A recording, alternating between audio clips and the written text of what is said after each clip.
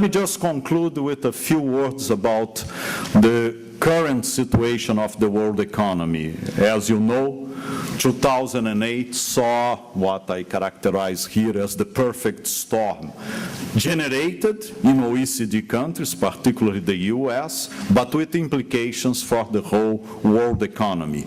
The good news is that in terms of the resilience of developing economies, and I'm currently the acting executive secretary of the Development Committee, and we just had during the annual meetings of the World Bank a presentation of a paper that analyzes the performance. This paper was prepared by World Bank staff and the IMF staff.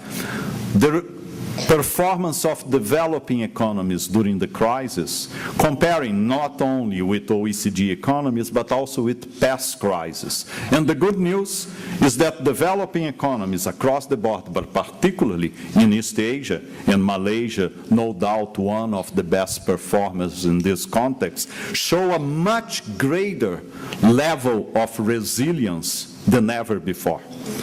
Not only they got out of the crisis ahead of the OECD economies for obvious reasons, but if you compare with the performance in previous crises, also the results were much better.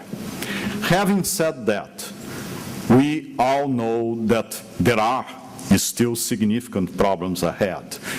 As you probably heard, one of my responsibilities, I'm changing jobs as of next month. I will become the director for Europe of the World Bank, but it will not change my level of interaction with these topics, exactly because right now in Europe, sovereign debt problems are becoming the issue of the day.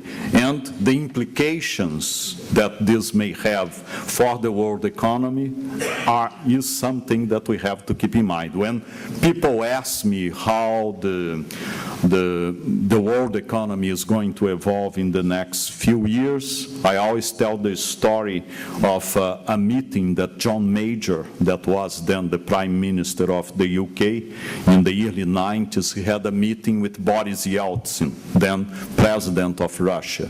And he asked Mr. Yeltsin, tell me in one word, what is the situation of the Russian economy? And Mr. Yeltsin said, good.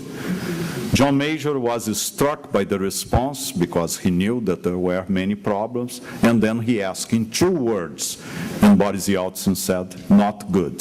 So that's pretty much the prospects for the world economy. It's quite true that the most dramatic aspects of the crisis are over, but we are still facing significant problems. And this, in the end, actually makes this agenda that we are talking here today even more important, because although we have had lots of debate about Keynesian policies and how to implement counter-cyclical fiscal and monetary policies in the context of the crisis, and no doubt this played an important role because this time developing countries had the fiscal space and the macroeconomic stability to pursue counter-cyclical policies, but it's even more important to think of these counter-cyclical policies in the context like the NEM is doing, in the context of long-term growth.